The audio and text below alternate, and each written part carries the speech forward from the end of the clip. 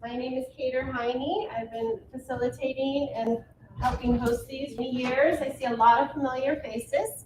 These Reef Talks are sponsored by Malama Kai Foundation.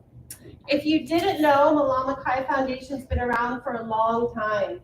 Very long-standing not-for-profit in the state of Hawaii. And we have our hands in quite a few different areas. We work with the day-use mooring buoys, and Ridge to Reef stewardship programs, enriching middle schools' lives by taking them to the upper and lower parts of the islands, getting their hands dirty, doing things like removing invasive species and planting native, and also these Reef Talks and other projects. Again, they're hosted, I should say these Reef Talks are hosted by ASU and Terraformation. That's this facility that we're at. And it's a shared partnership. We're able to come here and have these once a month presentations and give you guys space, the community, a place to come and have these presentations. They are usually the third or fourth Thursday, but this week the Reef Talk is on a Friday.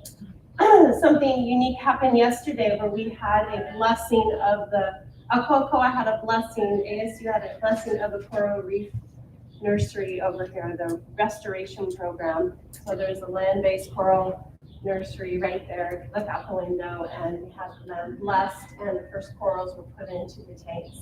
So here we are on a Friday, which is great too. And our programs are funded by donations. So thank you, ASU and Terraformation, for hosting us. We accept donations at Malama Kai. Please donate if you can. Follow us on social media. And with that, I'd like to present Whale Sharks of Hawaii with Maria Harvey of Hawaii Uncharted Research Collective. I don't know about you, but I have a lot of whale shark questions. We are so fortunate to see them off our coastline, especially the Kona coast. And with that, I'll let Maria go ahead and start. Thank you so much, Kate. How's everyone doing tonight? Great. Thank you for coming out on a Friday. I did a talk down here at OTEC last year in October. I had one person show up. So this is a much better group. So thank you very much. But just a little bit about myself before I dive into the presentation. My name is Maria Harvey. I moved out here to the Big Island in 2003. I've worn many hats while I've been here. Worked on ecotourism vessels, Captain Zodiac, if you all have heard of that group. I also wear another hat, so when I'm not doing whale shark stuff, I do whale disentanglement for NOAA. So I used to live on Big Island for many years. Now I had to move over to Maui. If you guys are ever over there, come say hi. We'd love to see you over there, but kind of going to go through a little bit of my history just so you understand how Hawaii Uncharted got formed. So just give you an outline of the presentation tonight. Going to go over the history of HURC, Hawaiian Islands Research Collective, talk about our whale shark initiative, our research, some localized threats that we have identified here in Hawaii, talk to you about the summary of our efforts, projects and goals, and some publications that we had come out, and one that's coming out soon. Sorry, I'm just seeing you on the corner of my eye. Am I out of the photo? Oh man, I'm just going to block the presentation. That's okay. Can you kind of go behind the podium? Yeah. Sorry to interrupt. No, you're good. I want to make sure those folks at home can see you. Hello, everyone. Okay, that's great. Sorry, I was off this way. Okay, I don't normally talk behind a podium, so I'll get used to this. But yeah, talk about some publications and then have time for questions, hopefully. Hopefully I can answer any questions you all may have. If it's something we're still working on, I will make it up. And then if you say it with conviction, everyone believes you, right? But I'll do my best to answer those questions for you. So just want to talk about HURC and my involvement. So I used to work out here on the water, and I started moving around working in ecotourism vessels elsewhere. So Alaska, Mexico, but I had worked off the Kona coast for a very long time, and I had seen whale sharks for a very long time. And I was always asking people, hey, anybody know anything about these whale sharks? And there was no information really being passed around, other than people were like, well, we see them in the winter. That's about it. Right? And I was like, okay, I can believe that. I've seen it in December. I've seen them in January. So when I was working down in Mexico, I was working in the Sea of Cortez. Has anyone been to La Paz? It's a beautiful area. Anyone swim with whale sharks there? Pretty awesome spot to do it. So I had guests. I was teaching people how to sail on a schooner, and I had guests, and I decided to invite Denny Ramirez from Whale Shark Mexico onto the boat. And she was speaking about all her research that she had done in Sea of Cortez for many, many, many years. And at the end, I pulled her aside because at one point in her presentation, she had a slide of where all the research all over the globe happens on whale sharks. And there was a big gap in the Pacific. I pulled her aside and said, hey, like, I see whale sharks in Hawaii. Do you know anything about those animals? And she goes, no, no one does, because it's too hard of a place to do research. And I said, okay, why is that? She's like, well, it's hard to get the community involved. It's hard for researchers to come in. And I said, I work on the water a lot there in Kona. I have a lot of friends. I have a lot of community there. I think we can do that.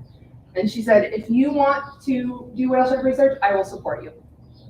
So Denny helped us. We wrote our nonprofit paperwork, we wrote the bylaws, got formalized with the government, and we became an official 501c3 in August of 2017. Now, at that point, I had unfortunately taken a job elsewhere on Cape Cod. Anyone from the Northeast? A few people. So I had started to move into the whale disentanglement world. And I moved out there to work on North Atlantic right whales, fin whales, minkies, humpback whales, leatherback turtles. So I was having to do everything from afar at this point. And I was like, how do we get the community involved to send us photos, to send us videos, send us these things that we need to understand these sightings without me being there? So that's when I pulled in my colleague, Station Travis. Does anyone know these two? A few people in here, yeah. So Travis used to work at Jack's, Station worked at DAR. They've been around here for a while. They're now back in Massachusetts, so we have flopped. So when they moved back, I came back out here. So we launched our Citizen Science effort in October of that same year. At that point, we were like, what do we need to do? We were starting at square one to try and collect this, right? And I will kind of dive into that a little bit more in following slides. But we spoke at the International Whale Shark Conference in Australia in 2019, and I'll talk a little bit about that. And we published our first peer-reviewed paper in 2023. We have more papers coming out and more in the works, so I will talk to you about that later in the presentation. But jumping into the Whale Shark Initiative. So why do we study them? Again, it was because there was a huge gap here in Hawaii. Here in the Pacific, no one knew the whale sharks that are coming through. Are they staying here? From here? Do they match any other whale sharks? And we wanted to study them because we didn't know where they fit into that global picture, because they are an endangered species. Okay, whale sharks, according to IUCN, have lost 50% of their population in the last 75 years. Okay, so understanding how these whale sharks fit into a global scale can help to protect them, right? So that was the goal of this, but we had to start from the basics. So that's when we started building our database. And a picture literally is worth 1,000 words. So we started collecting new sightings, we started collecting past sightings, anecdotal sightings. And at the beginning, we made a webpage, but literally someone would text me and be like, hey, you know, Sharky had a whale shark today. And I was like, where is he? Is he at Lulu's? Where is he? And I would like track him down and be like, hey, can you please submit this sighting for us? Because we were just trying to collect them, because we had to write an algorithm with the program I3S, which I'll touch on here in a second. And the algorithm gets smarter the more sightings you put into it, right? So that's what it was. It was literally, you know, feet on the ground trying to track people down to get these sightings. Eventually, word got around and people would start to submit them. At this point, now in the game, we're about a year behind on sightings. So I'll talk about that a little more, but we're getting so many submitted that it takes us a long time to process them. So the first thing was the pictures and getting started with the research questions, and that's what we started with. So this was the website that we built. I spent many a moon working on this. I am going to redo that this summer. That's the goal, to make it a little bit more up to date. But we, if you ever want to submit a whale shark sighting, if you see it, you go to hawaiiancharted.org, click on research, submit a whale shark, and that's how it goes. So what we decided to do is collect as much information as we can. And sometimes you'll see this form change depending on new projects that we're working on. Sometimes last time of day, water temperature, if it's known, things of that sort. But we're trying to collect all that information, sex of the animal, distinguishing characteristics, photographer, because these are community-based sightings. We want to give credit to the people that submitted. We're not trying to be like, hey, we've done all this work. We give the credit to the community that submits it. So that's why we try and collect as much as we can. We ask for the rights, if we can use it for research purposes, for, website or for media. And we keep this spits it out into a very nice form that we can upload into our database, which is great. Now, from importing that form into the database and the international database, right? So we have our specific Hawaii database, and what we use is the left side of the animal behind the fifth gill slit. So, boop, there it is, okay? And why the left side? We get that question a lot, and that's just because that's the international standard, okay? We didn't make anything up for this, we're just following the international standard. Right sides are also unique to the animal, okay? And what we're using is that spot pattern that you see in that bottom photo there, okay? Now, we use a program called I3S. Does anyone submit whale, like humpback whale photos to like happy whale? Okay, a few people. So if you've done that, it's a similar process, it's a similar program, but we go in there and manually select the spots in that box behind the fifth gill slit. Now this can sometimes be tricky because you're not always getting a photo like that. You're sometimes getting a photo at an angle. And really, if we don't get a photo 30 degrees or less, we have to kind of just put that as an unknown animal, okay? We really try and get as perpendicular because, the computer's gonna try and calculate the distance between those spots, but at some point, you wanna make sure that you're not adding bias in there, right? You want to make sure the computer is calculating it correctly. So what I3S does is it calculates a score for each individual. Then it will spit out several individuals that have a similar score. And then what we do is go through there and we have a 2-person matching process. So at the end of the day, I3S does not determine if the individual is new, that's us. So we'll spit out those and we do it blindly. Stacia or Travis may say, hey, I think I have an individual, and I'll say, I do too, and then boom. If we both match up, that's a new individual, okay? Now we also work with the Hawaii Sightings with International Database. So has anyone heard of WildBook or SharkBook AI? Now, a few people. So this is to see if our animals match any animals elsewhere. So again, similar process, you upload it, select the spots, and then it will spit out animals with a similar score elsewhere. Okay, and I'll be talking about this later on. Now, if you used to submit to WildBook, I think it's now shifting over to SharkBook AI. We got a submission that came into Hawaii Uncharted, and then SharkBook as well. So WildBook and SharkBook push all their sightings to us. They don't have enough people to be like, hey, you guys handle Hawaii stuff. That's your stuff. So if you submit to them, it's still going to come to us anyways. So whatever you choose, but you can submit to both. We'll just get a double submission. So now I'm going to kind of put it to you all, so you guys can be one of us sitting at the computer. The photo that has the red square around it, can you find the matching animal in the other 3 photos? Oh, I keep walking out of the screen. I'm sorry, people at home. I forget. Anyone want to raise your hand and take yes? Yes, sir. Yeah, the upper right. The upper right, that's correct. Yep. Everybody see that? Did people have other guesses? People were going at that too. So that's where the computer can help you. It can narrow it down, and then you use your eyes. So how about this one? You can't answer again. You're done. You're done. Bottom left. I'm hearing bottom left. That is correct. Now this next one's going to be a little easy for you all. It's got a scar. Hint, hint. Okay. You guys see the other scar now? Top right. Yeah. Top right, exactly. So a lot of times, people will only submit one photo, and it'll just be the left side. And what we like to do is ask for all photos, okay? because any and all photos are helpful. Scars, just because we have to use the left side for our database and international databases, we can still match animals off to right, off of unique scars, anything like that. You can see there's a big shark bite out of the upper left. We have the scarring likely from a skeg from a boat on the middle one. This one over here is an entanglement scar. I'll talk about that later on in the presentation. We have a special person here that's helped us create some tools for that. And then this bottom one, you can see the dorsal fin is completely missing. So even if we just get the left side, the others are going to help us create a full picture for that animal. Okay.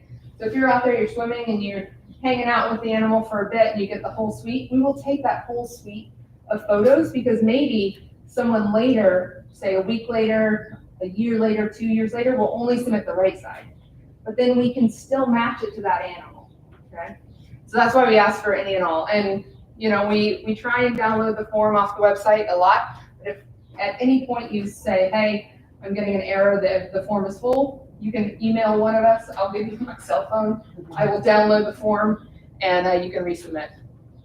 So I'm going to jump into some localized threats. Who here has seen a whale shark here off Kona or here in Hawaii?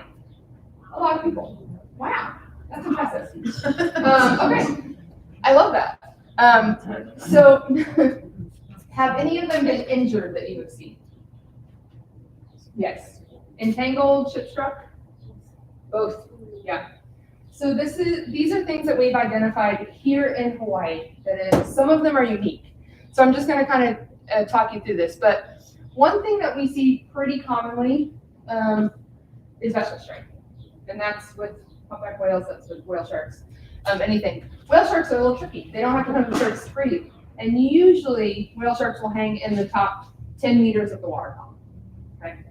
So here in this photo, do you guys see a whale shark? There's a whale shark there. No one? Yeah, this is right off, old days. How about in this photo? Someone's starting to get a little shadow in there. How about this one? It's a little closer now. This is from that same whale shark, just swimming closer. So it is right there. So unfortunately, sometimes, when you have faster boats moving at speed, you're not going to see that until the last second. There have been multiple times I've been working on research boats or, ecotourism boats, and, I'm coming back to the harbor trying to make my time, and I'm like, oh my goodness. And, just throw the wheel because there's a whale shark right there.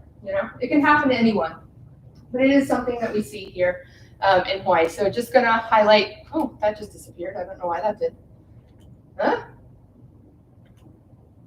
Okay, surprise.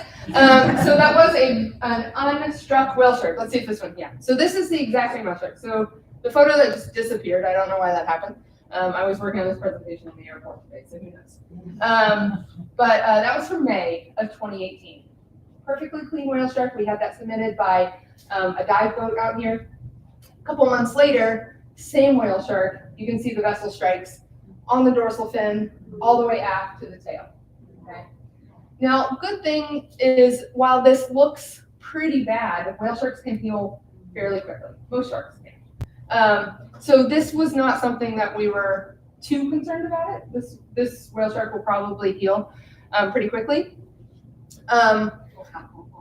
Yeah. So this is another thing that we have identified out here in Hawaii, and this is something that is, a large issue, is human interaction. So all of these photos were submitted to us. Okay, you have people touching the whale shark, you have people riding the whale shark, you have a lot of people around it. It doesn't have a clear path to go. There has been research done elsewhere that says if you give the whale shark more room, you'll have a longer interaction. So that is what we are trying to get across. However, in the age of social media, okay, it has changed a lot of things. Everyone wants that photo, right? Riding it, touching it, being next to it. If you want that, go to Australia. Or go to places they have photographers in the water with you, they're like, but when we went to the International Whale Shark Conference in Australia, they had a very strict swimming with the whale shark program. And it was amazing to see. They paid for everyone that went to the conference, spoke at the conference, to go out. They had someone from the government, from, Western Australia, out on the vessel to kind of keep an eye on everything. And then they also had all of their, staff, the crew in the water, trained, and you went through this little briefing. You're like, okay, we're always going to stay on this side of the animal. If you go to the other side, you're going to follow me, and we're going to go around the back of the whale shark. We're always going to stay this far apart. And if you got closer, they, go and pull you right back. And they were really good with it, and the interaction times were really long because of it. Okay, so that's what we're trying to get across to people with this. I will show you this video. This was posted on social media and sent to us here.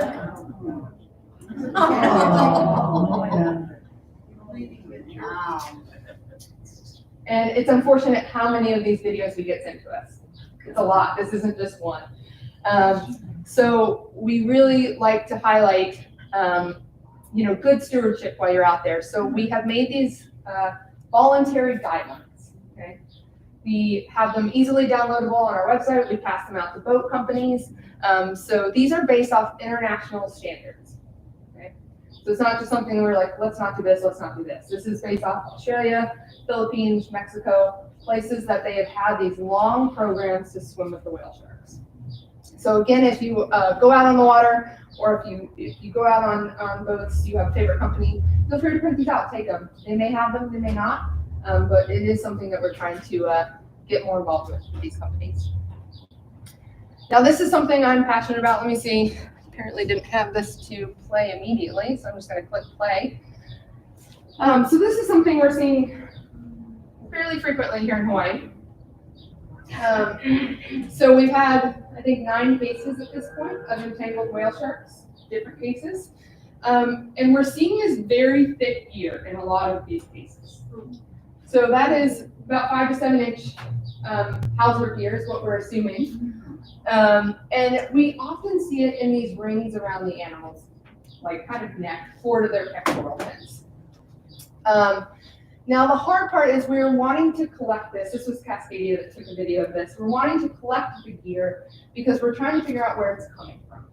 However, that is very heavy gear. Okay, so we're not getting to collect it.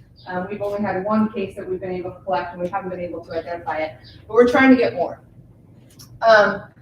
Now, when we went to the International Whale Shark Conference and spoke about entanglement and the cases that we had had, no one internationally had seen cases like this. There are entanglement cases, a lot in per se nets, like in the Philippines and things like that, but they're not seeing this thick gear anywhere. And a lot of people were confused about that. So this is another case. This is off the night. Did anyone remember this case? This was 2018, I think. So again, you see that big necklace around the animal? This was, I think DLNR, he worked for DLNR, and he was out spearfishing with his family. And he took multiple dives down to cut the line. And we do see this a lot, people, doing these kind of ad hoc disentanglements with the whale sharks, because a lot of times you won't resight them again. Okay. So here's the third or fourth diving down. The cut was made, and now he's trying to pull it off the left pectoral fin. You can see the kind of indent and the scars on the top. He's like, yes. But again, see, it sunk, so we're not getting the collection that we need on this gear. That's the piece that we got. So here's. In the water a long time. It was in the water a long time, yeah, on that one. So these are, different cases here. So you can see Big Island, Maui, Oahu. We are seeing it at a lot of places. So this, do I have a pointer on here? Can you guys see that? So this one was right here off Kona. That's Colin Cornforth from Captain Zodiac diving down, trying to cut that whale shark free. Unfortunately, didn't make through the cut before the animal dove. These animals react pretty quickly. That's why we say, if you want to have long interactions times with them, try and stay further away. That animal was seen 4 months later off Kauai, and an ecotourism vessel dove in and finished the cut. So that animal went free. That one on Maui, we haven't seen again. Unfortunately, this was backside Molokini. This one was cut free. That's Leao. Oahu was cut free from a fishing vessel, and this one hasn't been seen again. Okay. So it's unfortunate, but it's something that we're working on, because my full-time job, this is in Hawaiian Chartered, we are all volunteers. We work after we get off work. So my full-time job is whale disentanglement. That's what I do. So this is kind of a passion for me and something I'm working on with Ed Lyman. Has anyone been to a presentation from Ed Lyman? So he's my colleague, and that's something we're working on. So that's why I wanted to highlight this tool here. So Bob Gladden, a nice little wave from Bob. There we go. So Bob designed this tool for us, and he's actually made it a lot bigger for us because we're seeing that thicker gear. So we have a larger tool that is basically a big climbing carabiner with knives fashioned on the inside that Bob made for us. That we're hoping eventually we're going to clip onto these big thick gear, and we can have it on multiple vessels around the state, right?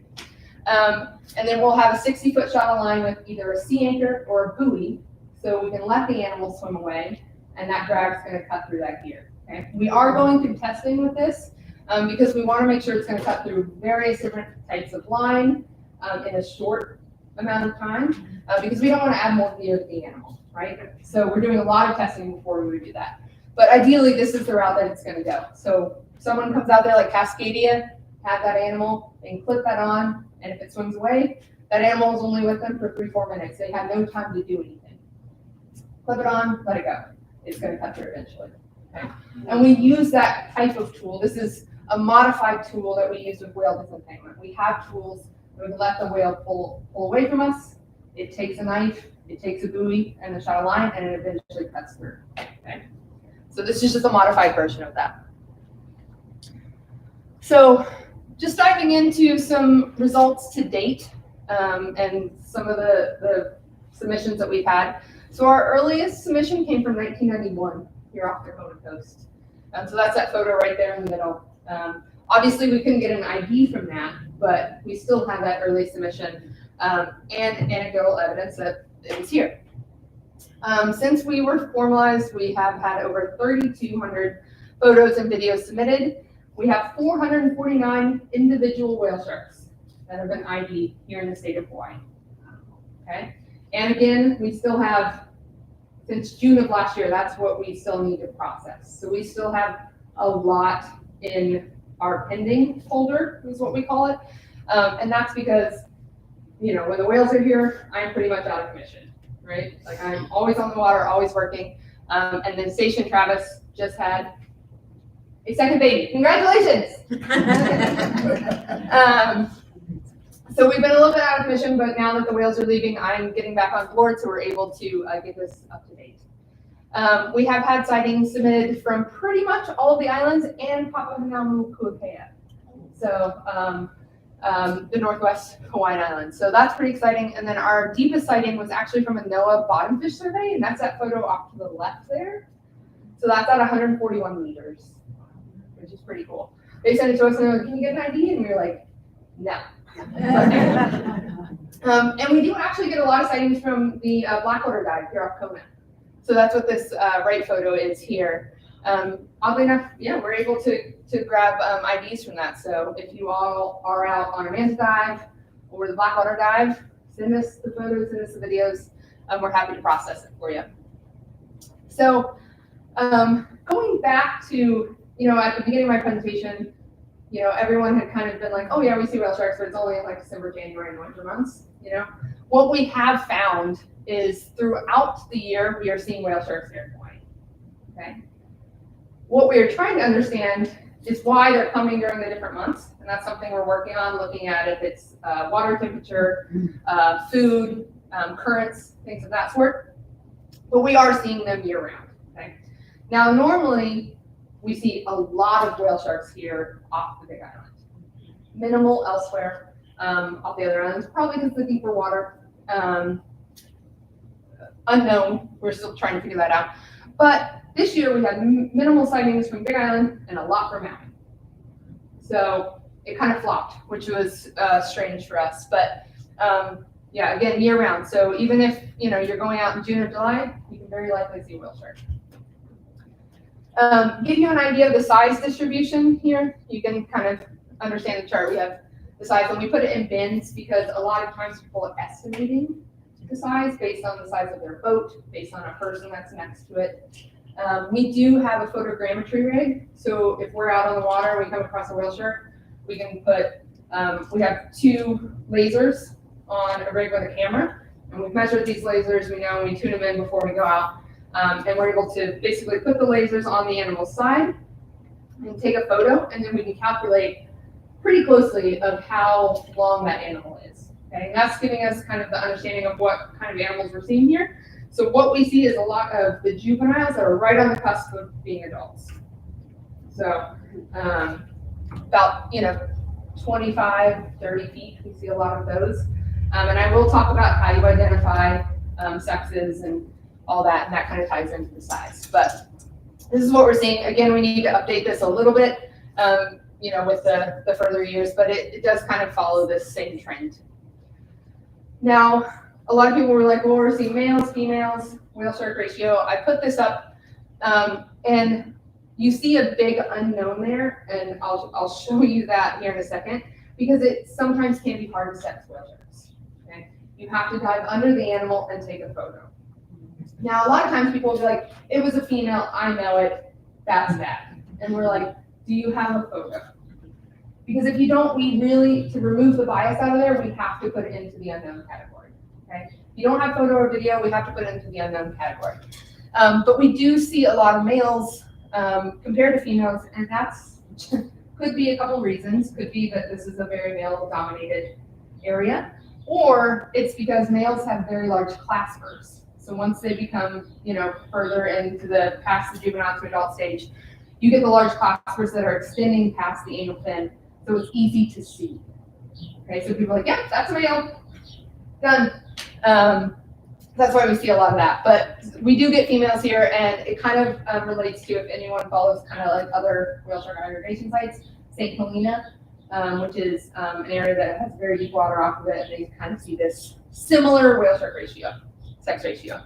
So this is what I was talking about with why we have to put it in the unknown category, because people will say, oh, it's a female, but really it's just a juvenile male, because they're looking at it from the side, and those claspers haven't extended past those fins yet. So the mature male, that's what this photo is right here. You see those big claspers extending past the fin. If you're swimming beside the animal, you'll see those, okay? You don't have to get under it whatsoever. You can just be like, yep, that's a male, got it, boom, photo taken. A lot of people, don't have the ability to dive under the whale shark. We often also mention in our guidelines, please don't dive under the whale shark. So it's kind of a tricky subject. But, a lot of tour guides that we work with and submit a lot will say, hey, you just dive under really quick, get a photo there, bing, bing, boom, we'll know. And then the female, obviously, absence of claspers. So if you all are out, take a photo. You can even, drop behind the animal, and if you shoot down kind of below them, you can see if there are juvenile claspers or if it's a female. So you don't always have to dive under it. So that's what a female looks like right there. So sightings by location. That big teal area, aqua, whatever you would like to call that, that's Hawaiian Island. So out of all of our sightings, so an N of 316 for whole Hawaiian Island, and you can see, Oahu's got a lot, Maui's got a lot, and then the other islands a little bit smaller slices. We also can equate this to eyes on the water, right? And leeward areas. So Big Island has a big lead. I took this for granted for many, many years. When I moved to Maui, we live in the Aliniuihaha Channel. Okay, it's always going to be. If it's less than 20 miles per hour at my house, I'm like, what's happening? There's something going on. Are we in the eye of the storm? Like, what's happening? So a lot of times, even if those whale sharks are right there on the surface, you may not see it because of the wind, right? So Hawaii Island does present us a really unique opportunity to study these animals over here. This is just giving you a little bit of a heat map. This was in one of our publications, our 2023 publication. So again, you see that kind of big conglomeration here on the west side of Hawaii Island. We do get reports from the east side. Maui, of course, that heat map is right around Molokini. Why? Because that's where the eyes are. Okay? So again, this isn't saying this is only where whale sharks are. This is just the sightings that are reported. So one of the projects that we would like to get going further down the road is aerial surveys. So being on the East Coast, I'm used to aerial surveys. We do it a lot for entangled whales. It's pretty constant. And we did have some aerial surveys going. MMRP, UH, we're doing aerial surveys for spinner dolphins last year. And we're like, hey, you know, if you see any whale sharks, can you just document it for us and help us out? And on one day off, they did west side Hawaiian Island and wrapped it around towards Hilo. They had 6. So we know there are a lot more than what are being reported, but unfortunately we do have that bias of just seeing where the eyes are, right? That's all we have. So eventually the goal is to start those aerial surveys, and we can do that with SkyMaps or Cessnas. And a lot of people have been coming online wanting us to use drones. We started to use drones for like whale disentanglement, and that's kind of the beginning steps for that. So we are getting more experience with it, and maybe a realm that we step into in the future. Oh, look at that. Split that out. I don't know why I did that. So just talking about some of our ongoing and future projects. So of course, we're always going to continue the photo ID because that just helps us understand the animals that are coming through, coming back. So we have about a 12% return rate, if you guys are wondering that. So we do have animals that are seen again, they are sighted again. So it's ranging around 12%. We are working on satellite tagging that is funding dependent. These tags are very expensive.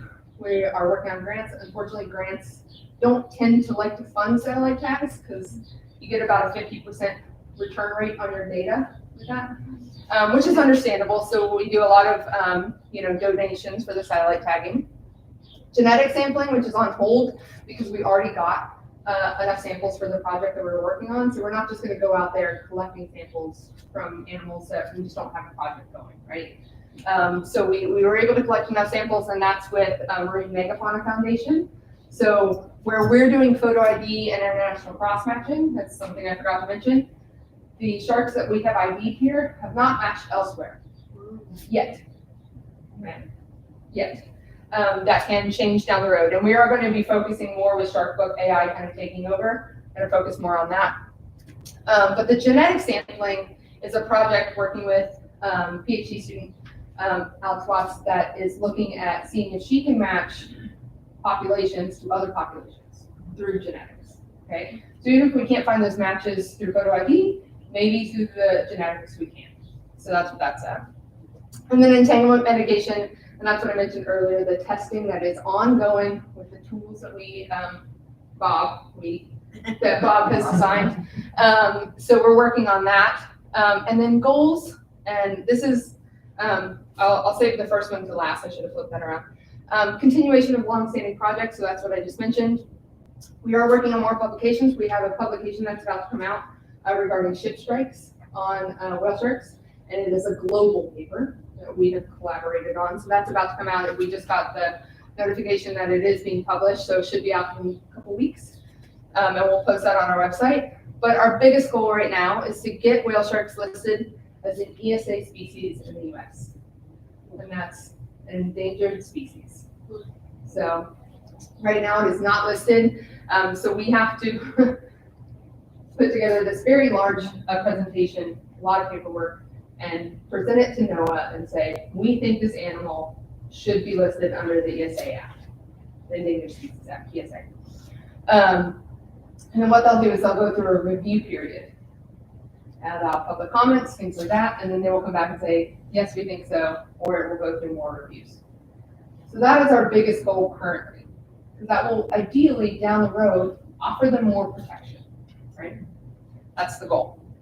The satellite tagging is going to tie into the entanglement mitigation and the ship strike, because we want to be able to follow the animal and see where they may be coming across some of this gear or heavy boating traffic. We know that we see them in areas where we see a lot of boats. We want to see if they're going to areas that we don't know yet, and that might be heavier boat traffic. So that's what that is. This is a couple of the publications.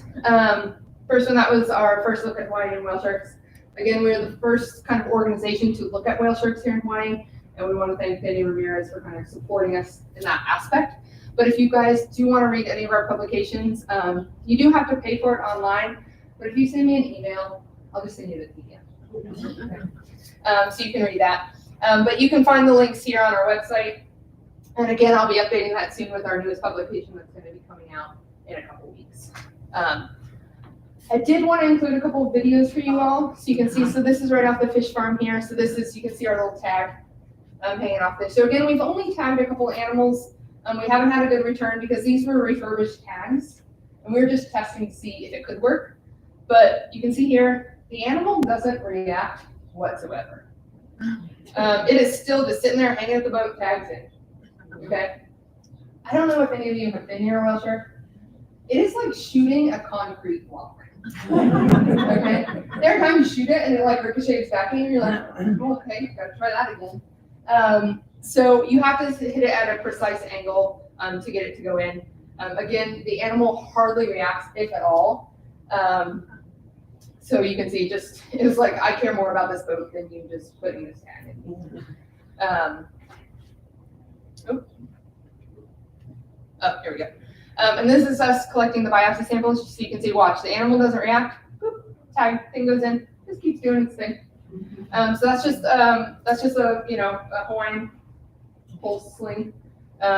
We just have a biopsy tip at the end of it, goes in, bounces right out, and then the sample is right there hanging out the end of it. And then we freeze it and then send it off to where it needs to go. So again, that's on hold right now because we have enough samples for the project that we're working on. And that's what it'll look like after. See that little pinprick. And again, we do see a lot of, we have a lot of sightings submitted around the fish farms, and also, well, the fish farm that used to be offshore too, that is no longer there. We did get a lot of sightings from there and the fish farms around here. They have been super gracious with us, with being like, hey, we know you're working on projects. We have a whale shark that's been hanging around here for several hours.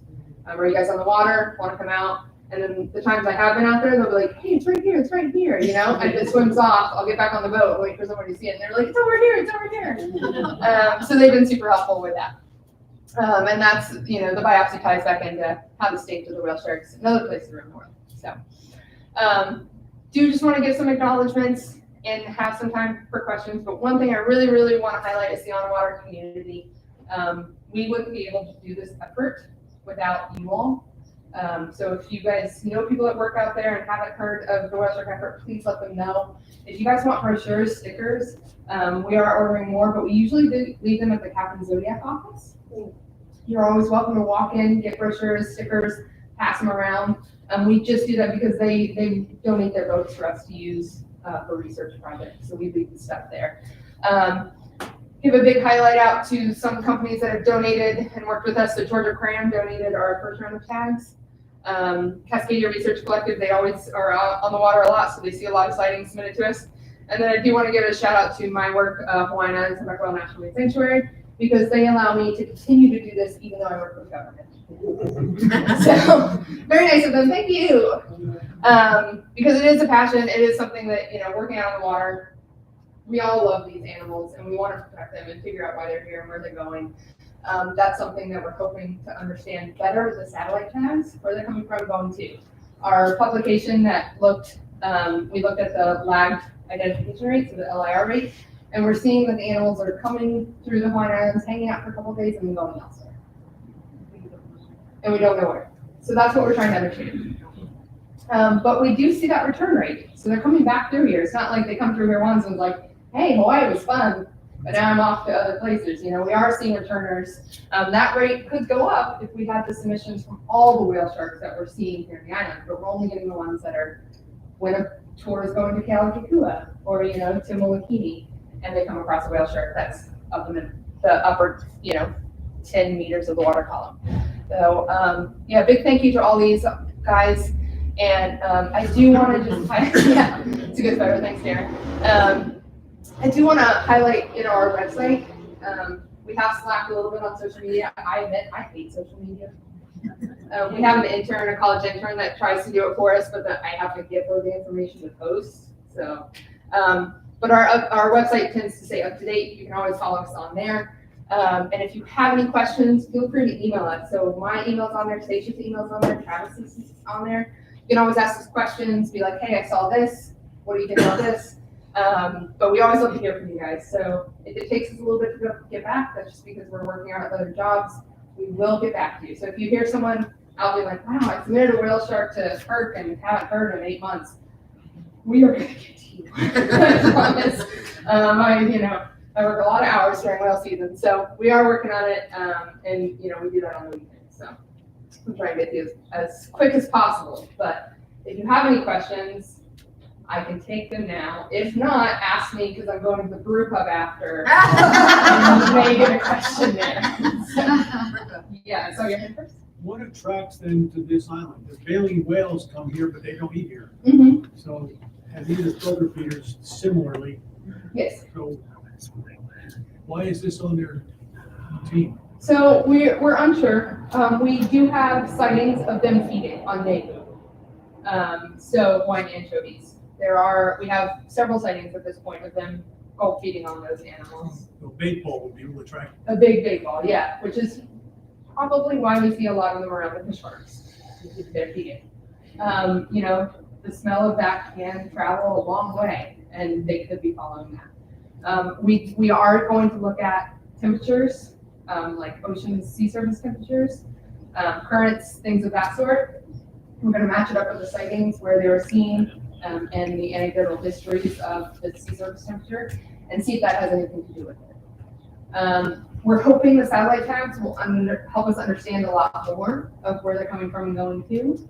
I mean, we've seen small whale sharks that were submitted that were 6 feet, 8 feet long. And then we have, our larger animals that we see that are right at the cusp of, going into adulthood. So it's all that big question mark, right? It was like beginning slide where I was like, we start with one question and now we have a gazillion questions. And we're just trying to plug through them as the funding comes in because we have to roll off with funding. But that is a great question, but we do see them feeding. So, and I'll talk more about that at a different presentation. The whales are feeding The whales too. diet are actually quite different then. Yeah, they're quite different. Whales are feeding too. Yeah. That's a project we're working on currently. I'm collecting a lot of whales. Yes. How long do they live? What is their? It's estimated about 100 years. Wow. Yeah. Oh my goodness. And what would the juvenile stage be of that? Could be around 20. Yeah. So long-lived, and they give birth to a lot of critters when they give birth. So, but again, we're losing a lot of population because of threats, not just the local threats, but those general threats. Fishing is the main issue. Ship strike is the main issue, not just here, globally. So, yeah. Are they lifeguards? Yes. Yeah. So the only really instance that we have of understanding the whale shark first is there was a whale shark capture that went into an aquarium in Japan and gave birth, but it had baby whale sharks at different stages of development. It was 300, I think. Oh my God. But they were all at different stages. So it could be delayed implantation. It could be, just multiple different partners, college. Were they all viable? Were they all viable? Yeah. I believe so. I'd have to reread that paper. It was from a while ago. We can all look it up, but it was about whale shark birthing and the aquarium. So that's the only instance we have of it. Huh. Yeah, and there, Denny, she is taking a year off whale shark Mexico because she's been doing it for a long time. She's sailing around the world, but yeah, glorious. But she and others have worked on pregnancy tests, like pregnancy ultrasound for whale sharks. So they go off Revilla. It's an island off of Baja, and they're able to scuba dive with the whale shark and do a pregnancy test and see the big mamas, and they can get a better understanding of it. But we haven't We've seen a couple really large whale sharks around here, like super large, super rotund, but we can't confirm that they're pregnant or not, right? So that's Denny and her work. That would be lovely, but it's also hard, like, you have to be right spot, right time when we No, see those animals. Is there any way to do a stool specimen to understand if they're pregnant or not? Yeah, probably. I was trying to think if I had the video in here. It's probably on my hard drive. I can find it after we're done here. But we do have video of it pooping in front of us. And that was intense. Good meal? I don't know if I want to collect that. I'm used to humpback poop, but that was a whole different story. The fecal plume was ginormous, and as soon as it happened, other smaller sharks from the depths started shooting up, and I was like, I don't want to be anywhere near that. Because a lot of times whale sharks won't process all of their food. Sometimes it will pass through. And the other sharks were just shooting up. And I was like, this is like Sharkageddon. Like, I'm not swimming into that plume. But I'm sure there would be ways to collect it and probably look at the hormones. Oh, wow. When you say other sharks and the other species, Other the species kinds of of sharks. teeth, Yeah, the kinds with teeth. Yeah. There were a lot of them. And in the video, like I have a GoPro on my head and you just hear me going, oh! And I was like running back to the boat because I couldn't even see those sharks until like the fecal plume happened, and then it was just like skyrocket to the surface, and I was like, not my thing. I like these filter feeders with their teeth. Oh yes, ma'am. I had a recent experience to scuba dive with whale sharks off a bait platform in Indonesia. And I was wondering, we had the scuba, and I was wondering, were the bubbles giving them any kind of, they seem to interact with bubbles, but I didn't know whether it was a positive or a negative thing. I think it's different for every animal. I've had some animals interact with bubbles. I've had some animals that just completely ignore it. That animal could be habituated and like the bubbles. I've seen other animals that really like to play in bubbles too. I know when I used to work on ecotourism and vessels before I started studying these guys, if I was driving and saw a whale shark and it dove, I would blast a bunch of bubbles with my engine, and a lot of times it would pull it back up. So I would just rev the engine, blast the bubbles, and it would come back up. We don't know why, but we have had it, whale sharks and sharks in general are very interested in engines and the electromagnetic that's coming off of it. So a lot of times they'll come straight to your engine, and what happens is you have to turn off the engine, either pull it out of the water or just turn it off, and they'll bump into it. Great whites do it, tiger sharks, a lot of animals. So yeah, it could be just that they like the bubbles, or it could be something other that there's instant. But that's awesome that you had that experience.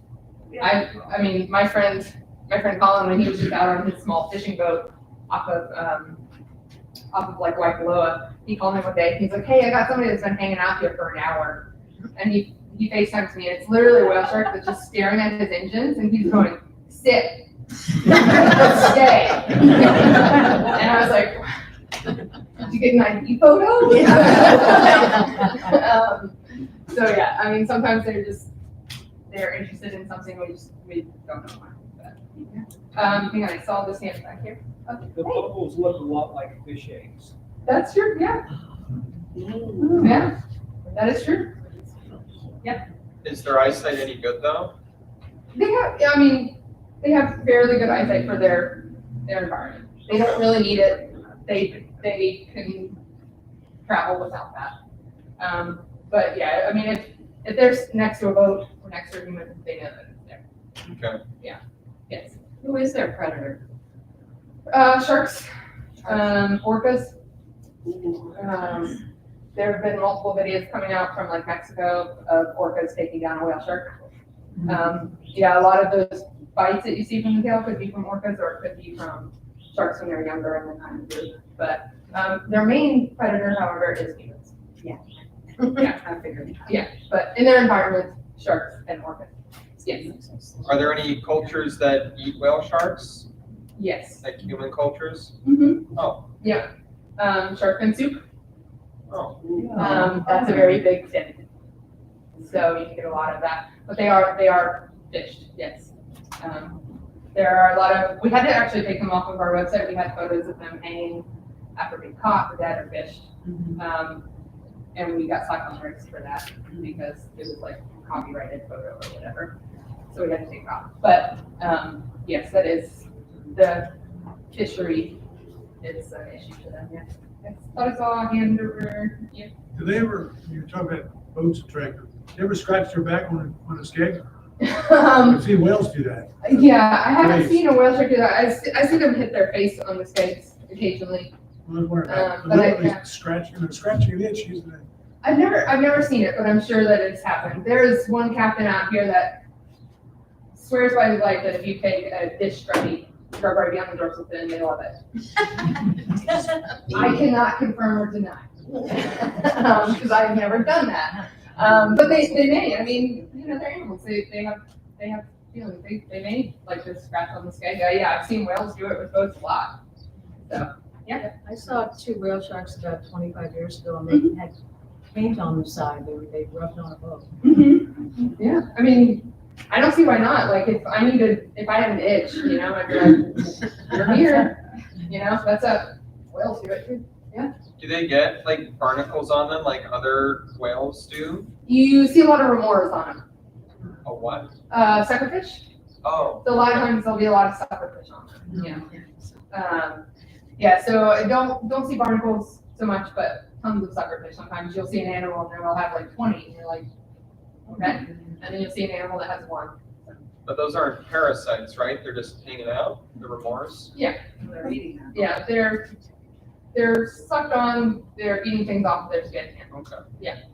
But it's not. You don't really see large injuries from them. Occasionally you'll see like cookie cutter marks on them.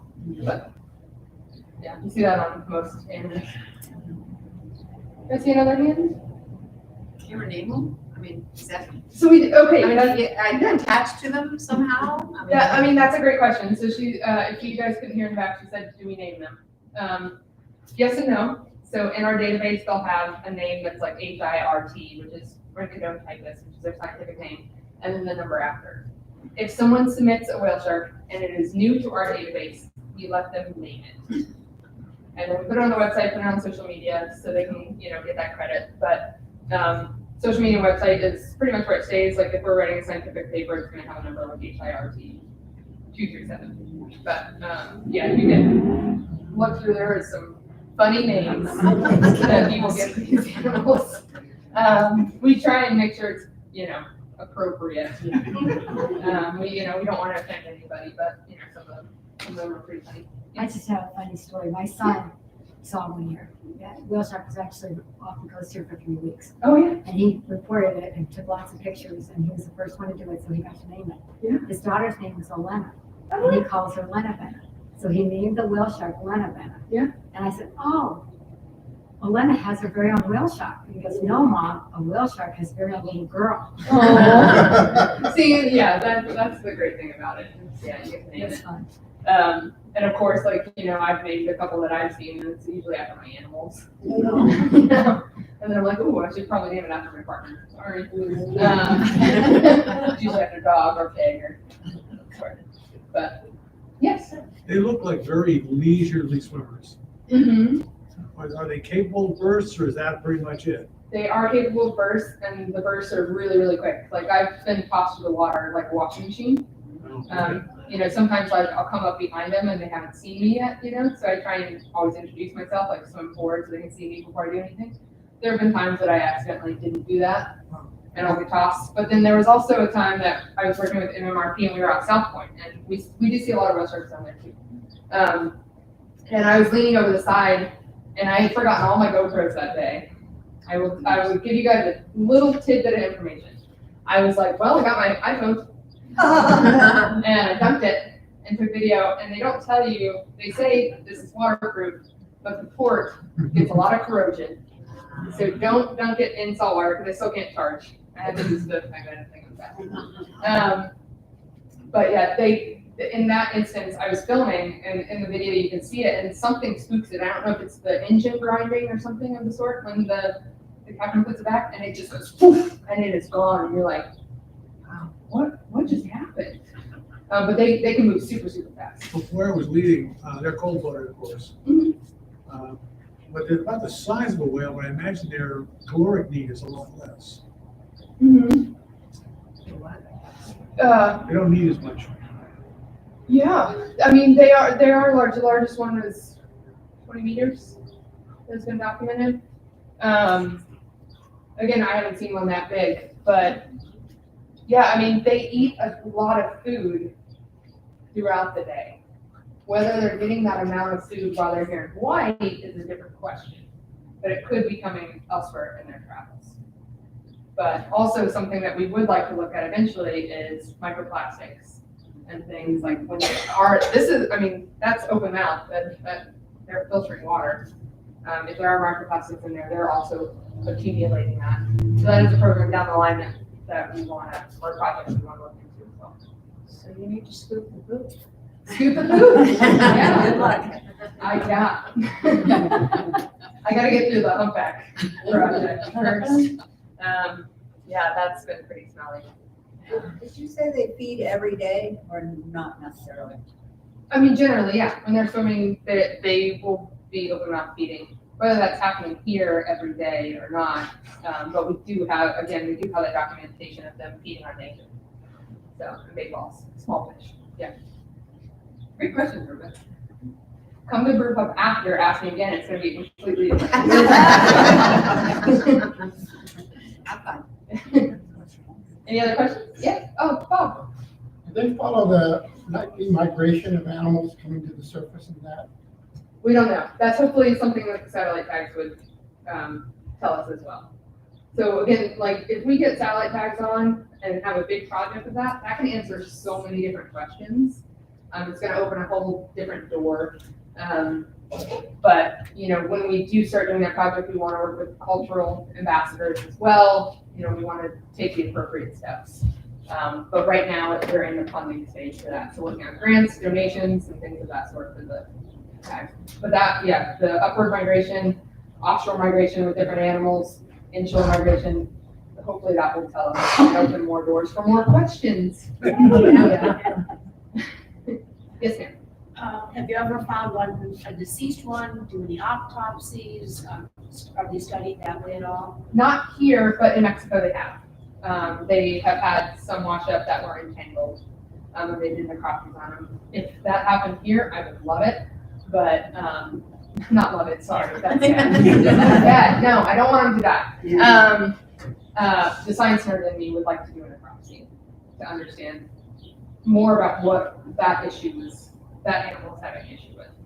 The hard thing with Hawaii is we don't see a lot of strandings because the water is so deep and the currents kind of move offshore, right? So we don't get a lot of strandings, either whale strandings or other animals when the animal passes. And that's just in general. Yes, ma'am. Do you have any idea of their wake-sleep cycle? I do not. I can make something up real fast. I can look into it. I don't have any information on that for here. That is something that tags would hopefully help us with, understanding dives and possible sleep cycles. I know they looked into that with oceanic whitefish sharks or hammerheads recently, I think. So tags would help us with that.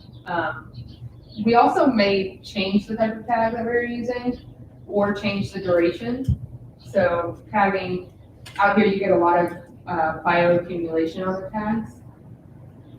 So the longer you have it on, the less likely you are to get data back because things could grow on the tag and then you're not going to get that transmit. So if we do this longer tagging project in the future, what we do is probably 30, 60, 90 days, and then it would pop off the animal rather than longer times, which we've tried, which is like 150, 180 days. So yeah, try to possibly understand the sleep cycles of that. Yes. Are the tags battery powered or solar powered or? So it has battery, Oh. and then it has a galvanic release, so it'll pop to the surface after a programmed amount of days. Okay. So yeah, likely, we're never gonna reach the battery capacity just because biofouling would, Oh, not allow us to get the data anyway, so you don't need to have it on the animal that long. But I think, yeah, we'll probably do shorter deployments just to guarantee that we get data. And also a thing that is an issue with tags, especially the ones that kind of hang off, is predation on the tag. So smaller sharks will actually bite it off. Yeah, I know, it's unfortunate. do they think it's one of the sucker fish that they're trying to get? No, it's actually, there's been videos, documentation of like smaller sharks like Galapagos or Selkies or things predating on tags elsewhere. I don't think it's a suckerfish, but we do have photos and videos here off the coast of like oceanics rubbing on the back of the whale shark. Like they come up and they like rub and they go up the side of it. So we do have photos and videos of that, and that could potentially knock it off. I mean, they're pretty set in there, but it could knock it off, yeah. But normally at that point, they would pop to the surface and transmit. But yeah. Yes, ma'am? Any idea about where they're going to have their babies, or any of your local colleagues know that? We don't, no. There are thoughts, so sorry if you can hear, I was having trouble up here. But it was any thoughts of where they're having their babies or where they're going to. There are some thoughts, especially at Baja with Rukia and the big mamas being out there. But honestly, we don't know for certain yet. There's just good guesses. And for Baja, is it the same Cortez, or are they staying out? Well, the big mamas have been seen out in Rukia, so on the island, and that's where they're doing the ultrasounds out there.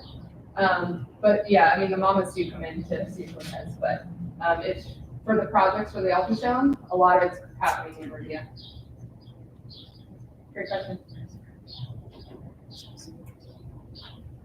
All right. Well, guys, thank you so much again. I'll be up here if you have any questions that, if you're camera shy.